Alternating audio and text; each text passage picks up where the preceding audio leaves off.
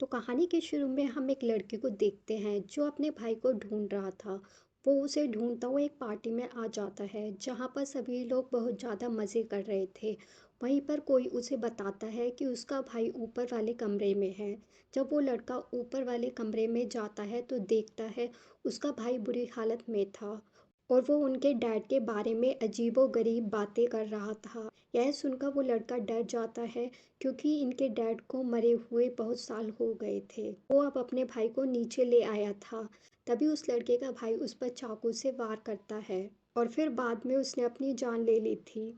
यह देखकर पार्टी में लोग बहुत ज्यादा डर गए थे। अब आगे हमें कहानी में 17 साल की लड़की मिया दिखाई जाती है जो अपनी मॉम की मौत के बाद अपने रिश्तेदारों के साथ थी। वहीं पर मिया के डैड भी थे। उन्हें देखकर ऐसा लग रहा था कि मिया के ताल्लुकात उसके डैड के साथ बिल्कुल भी अच्छे नहीं हैं। तभी उसे उसकी दोस्त जेठ के भाई की कॉल आती है जो फुटपाथ पर बैठा हुआ अपनी बहन जेठ का इंतजार कर रहा था, मगर वह उसे लेने नहीं आई थी। इसलिए उसने मिया को कॉल की कि उसकी बहन उसे लेने आना भूल गई है, तो इसलिए वो उसे घर छोड़ दे। मिया अब अपनी गाड़ी लेकर उधर पहुंच गई थी। वो जेठ के भाई जिसका नाम रायली होता है उसे ले लेती है। जाते हुए वह खूब मजे में गाड़ी चलाती है। तभी रास्ते में इनकी गाड़ी के आगे अचानक से जख्मी हालत में कंगारू आकर लेट जाता है। मियाँ बार बार अपनी गाड़ी उस कंगारू के पास ले जाती है मगर अपनी गाड़ी को रोक देती है। वो उस कंगारू की जान नहीं लेना चाहती थी, इसलिए ये दोनों उस कंगारू को वहीं पर छोड़कर आगे चले गए थे। वो अब राइली को उसके घर ले आती है जहाँ पर वो अपनी दोस्त जेठ से भी मिलती है। वहाँ पर दिखाया जाता है कि मियाँ की दोस्त जेठ अपने एक फ्रेंड के साथ थी जो कभी मियाँ का भी दोस्त हुआ करता था। लेकिन खैर मियाँ को अब इन चीज़ों से कोई फर्क नहीं पड़ता। वो इन बातों को नज़रअंदाज करते हुए जेठ से बहुत प्यार करती थी। अब बातों बातों में मियाँ जेठ को एक वीडियो दिखाती है जिसमें एक लड़के की बड़ी बड़ी काली आंखें थी। ऐसा लग रहा था कि उस पर किसी शैतान आत्मा का कब्जा हो।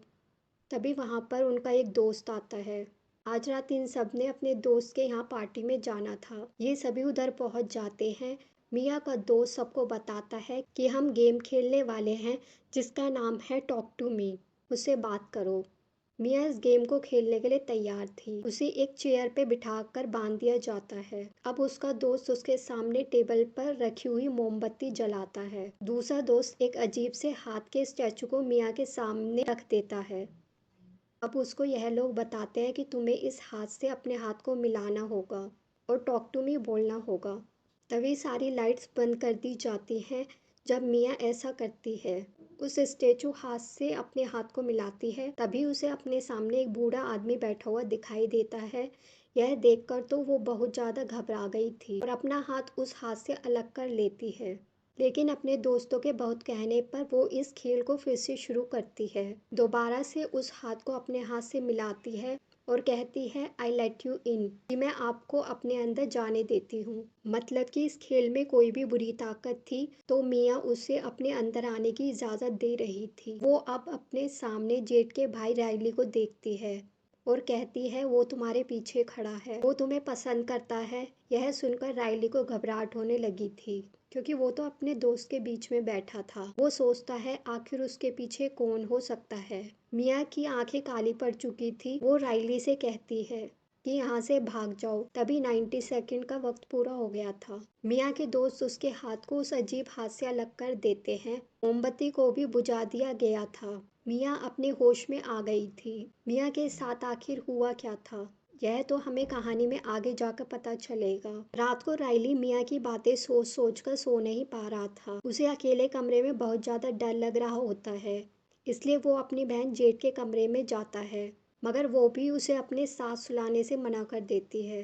तभी वो लाउंज में लेटी हुई मिया के पास जाकर लेट जाता है जो आज रात उनके घर पर ही रुकी थी। मिया राइली को अपने सपने के बारे में बताती है जो हमेशा उसे आया करता था। वो बताती है मैं अपने सपने में देखती हूँ कि मैं एक शीशे के आगे खड़ी हूँ, लेकिन मुझे उसमें अपना रिफ्लेक्शन अक्स नज़र नहीं आ रहा। फिर वो दोनों गेम के बारे में बात करते हैं तो मिया बताती है कि मुझे उस वक्त ऐसा लग रहा था कि जैसे मैं हवा में तैर रही हूँ। अब यही बातें सुनते सुनते राइली सो जाता है। मिया उसके हाथ से उसका फोन लेकर साइड पर रख देती है और प्यार से उसके सर पर हाथ फिराती है। जब वो ऐसा कर रही थी, हम उसके हाथ को देखते हैं जो अजीब किसी शैतान काली ताकत का लग रहा था। मिया के अंदर वो शैतान अब भी था जो गेम के दौरान उसके अंदर आया था। मिया उस गेम को खेलने के बाद पोजेस्ड हो चुकी थी। रात को सभी दोस्त जेड के घर पर जमा थे। जेड की मोम अपने बच्चों से कहती है, देखो शराब नशे जैसी चीजों से दूर रहना। इतना कहकर वो घर से चली गई थी।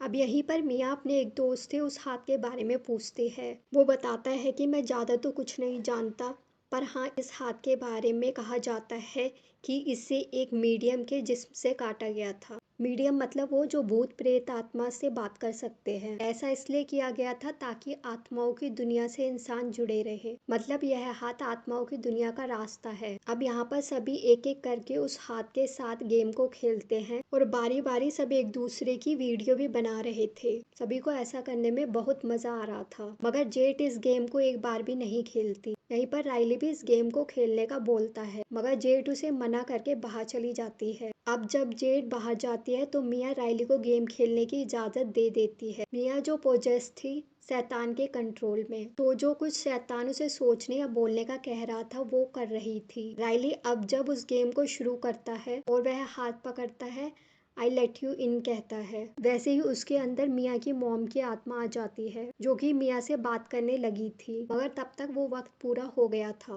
जो सब दोस्तों ने राइली को गेम खेलने के लिए दिया था। लेकिन मिया ने अपनी मॉम की आत्मा को महसूस किया था। उसे उनकी आवाज़ भी आ रही थी। पर तभी उन आत्माओं की दुनिया से राइली को पसंद करने वाला शैतान उसके अंदर आ जाता है। मतलब कि जो कहानी के शुरू में मिया ने राइली को बताया था कि वो तुम्हारे पीछे खड़ा है, अब वो शैतान राइली के अंदर था। तभी राइली अपने सर को टेबल पर जोर जोर से मारता है। थोड़ी देर बाद उधर पुलिस भी आ गई थी और राइली के मामले में पूछताछ करने लगती है। उसकी बहुत बुरी हालत थी, इसलिए उसे हॉस्पिटल ले जाया जाता है। इन सब के बाद मिया अब जब रात को घर पहुंचती है तो उसके डैड उससे बात करने की कोशिश करते हैं, मगर वो अपने कमरे में चली गई थी और अपने डैड से कोई बात नहीं करती। फिर कुछ देर के बाद वो हॉस्पिटल में जाती है जहाँ पर राइली दाखिल था। अब वो जानती थी कि हॉस्पिटल जाके उसे राइली के घर वालों का सामना करना था, क्योंकि गेम खेलने के लिए इजाज़त इसी ने दी थी। जैसे ही वो हॉस्पिटल पहुंचती है वो तो अभी ऐसा ही है जैसे कि उसने सोचा था। जेट उस पर बहुत गुस्सा करती है और कहती है, तुम्हारी हिम्मत कैसे हुई, तुम्हारी वजह से मेरा भाई आज इस हालत में है। यह सुनकर मिया बहुत दुखी हो गई थी और जेट के दोस्त के साथ अपने घर आ जाती है। लेकिन आज रात वो अपने घर अकेले नहीं रुकना चाहती थी, इसलिए जेट के दोस्त को अपने घर पर रुकने का कहती है। वो इन सब चीज़ों से बहुत ज़्यादा तंग आ चुकी थी। मिया अपने घर आकर बेड पर लेट जाती है और अपनी मॉम की वीडियो देख रही थी कि तभी उसकी आंख लग जाती है। उसे अपने सपने में अपनी मॉम नज़र आती है जिस वक्त उनकी मौत हुई थी। जैसे ही उसकी आंख खुलती है वो देखती है उसके हाथ के नाखून उखड़े हुए हैं और उनमें से खून निकल रहा है। यह देखकर वो बहुत ज़्यादा डर जाती है, मगर ये भी उसका सपना ही था। मगर तभी उसे यह महसूस होता है कि उसके कमरे में जैसे ही कोई और भी है।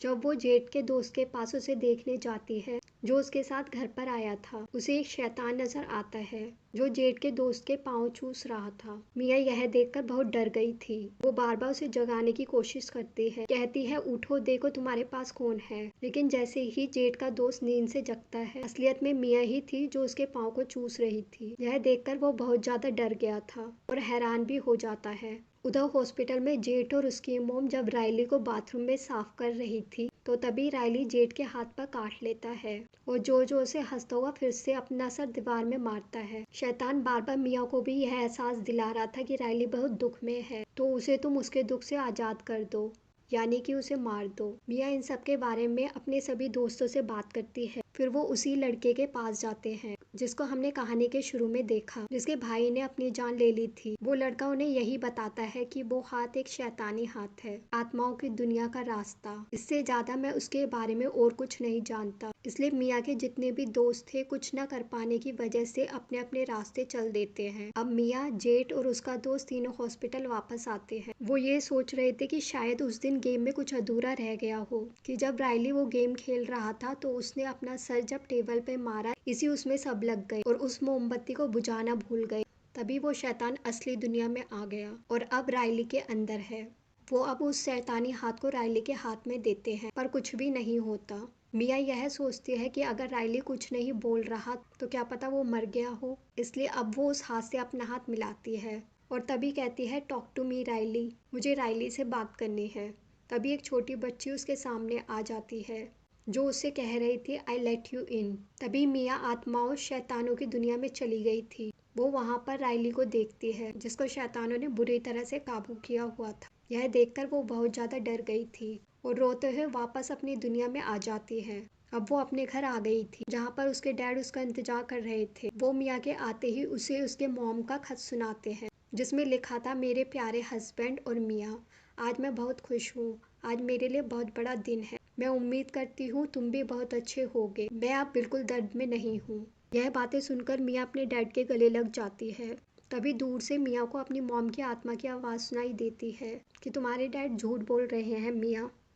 बार बार उसे यही सुनाई दे रहा था कि तुम्हारे डैड झूठ बोल रहे हैं। तभी शैतान मिया के डैड की शक्ल में उस पर हमला कर देते हैं। मिया एक कैंची से उसे मार देती है, मगर वो यह भूल गई थी कि असल में उसके सामने उसके डैड थे। ये सिर्फ उसका बस एक भ्रम था कि उसके सामने शैतान है। फिर वो अपने दोस्त जेड को कॉल करती है और बताती है कि मैं बहुत दर्द में हूँ, तुम मेरे घर आ जाओ। जेड ब्राइली को छोड़कर मिया के घर जाने के लिए निकल जाती है, पर ये क्या, मिया तो हॉस्पिटल की पार्किंग में थी जो जाते हुए जेड को देख रही थी। इसका मतलब कि शैतान अभी भी मिया के अंदर था जिसने धोखे से जेड को घर पर बुलाया ताकि वो राइली को मिया से मरवा सके। अब मिया हॉस्पिटल में राइली को व्हील चेयर पर बिठाकर रोड पर चली गई थी। दूसरी तरफ जेड मिया के घर पहुंचकर उसे बार बार कॉल कर रही थी। अब जब मिया उसकी कॉल नहीं उठाती तो वो उसके घर के अंदर जाती है और देखते हैं कि मिया के डैड खून से लथपथ पड़े थे। यह देखकर जेड को सब कुछ समझ आ गया था। वो अपनी मॉम को कॉल करके मिया के बारे में बताती है और अब वो जल्दी जल्दी हॉस्पिटल पहुंचती है तो देखती है मिया राइली को व्हीलचेयर पर रोड के दरमियान में ले जा रही थी। मिया दिल ही दिल में ये सोच रही थी कि उसे राइली को मारना चाहिए या नहीं, जैसे कि उसने कांगरू के बारे में सोचा था जो हमने कहानी के शुरू में भी देखा। तभी यहाँ पर मिया की मॉम की शक्ल में शैतान आता है जो बार बार उसे राइली को मारने के लिए उकसा रहा था। तभी मिया वहाँ पर गाड़ी के सामने राइली को फेंकने के बजाय खुद कूद जाती है, लेकिन जेठ ने उसे बचा लिया था। अब वो जख्मी हालत में हॉस्पिटल में थी जहाँ पर वो शीशे में खुद को देखती है तो उसे अपना अक्स नजर नहीं आता और बेहोश हो जाती है। उसका बुरा सपना सच हो गया था। वो आत्माओं की दुनिया में फंस गई थी। उसे आत्माओं की अंधेरी दुनिया में मोमबत्ती की रोशनी दिखाई देती है। जब वो उसके पास जाती है तो मोमबत्ती के ऊपर एक हाथ होता है। मिया जैसे ही उस हाथ को पकड़ती है तो उसे एक लड़का दिखाई देता है जो कहता है, आई लेट यू इन। मतलब अब यह हाथ किसी और के साथ गेम खेलने वाला था। यह बात तो साफ थी कि मिया ने राइली को बचाने के पीछे अपनी जान को खतरे में डाल दिया। वो हाथ किसके पास था इस बारे में किसी को कुछ नहीं पता। और इसी के साथ इस फिल्म की कहानी भी यहीं पर खत्म हो जाती है।